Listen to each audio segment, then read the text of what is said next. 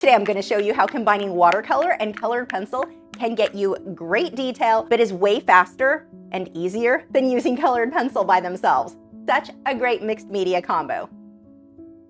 All right, let's talk colored pencils, one of my absolute favorite mediums, but they've got one major flaw that drives artists up the wall. And no, it's not those infuriating Prismacolor LEDs snapping every 5 seconds. Seriously, Prismacolor, get it together. I'm talking about how painfully slow colored pencils are to work with. Here's the deal. Colored pencils can look like a kid's crayon drawing if you don't layer and blend them just right. For me, that means keeping my pencils razor sharp and working in tiny, precise ovals or circles to dig into every nook and cranny of the paper. Rush it or get sloppy, and you're left with a grainy, gritty looking mess, with those pesky little white dots of the paper peeking through like uninvited guests. It's a grind to build up the layers for that jaw-dropping photorealistic finish instead of a crayon sketch. But here's where you can save a ton of time: watercolor.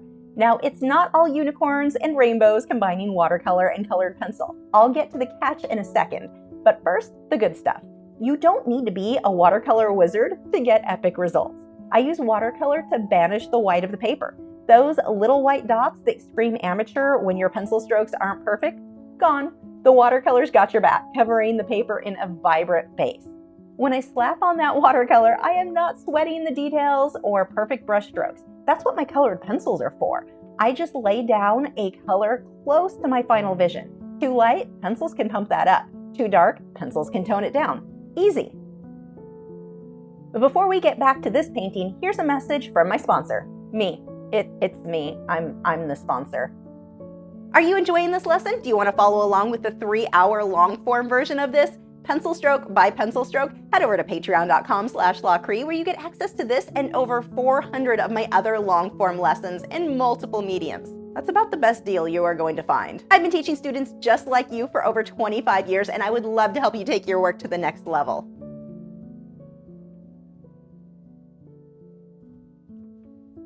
Now, once the watercolor is down, I grab my colored pencil. And here's the best part. I can get sloppy. No need for surgically sharp pencils or those tedious little circles. I'm not battling the white of the paper anymore. I can just focus on nailing my darks, brightening my lights, and adding those crisp details. I can even blend with odorless mineral spirits for that painterly style, and the watercolor underneath, totally unfazed. But here's the one thing you've got to watch out for: light-fast watercolors. Some brands fade faster than your summer tan, and that is a problem. If your watercolor isn't light fast, your layer of colored pencils over it, a few months later, boom, that color is gone. The white of the paper is back, and your gorgeous photo-like masterpiece looks like a cheap crayon drawing. So always pick light fast paints to keep your art popping for years. I've got links to all of the supplies that I use in the video description.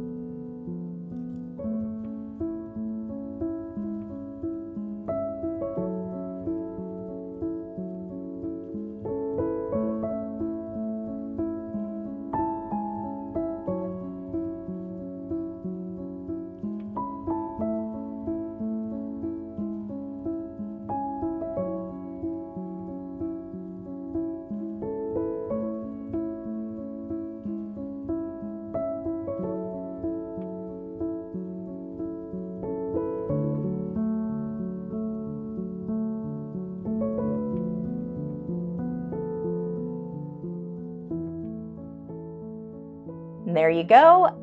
Watercolor and colored pencil, the ultimate power couple for fast, stunning results.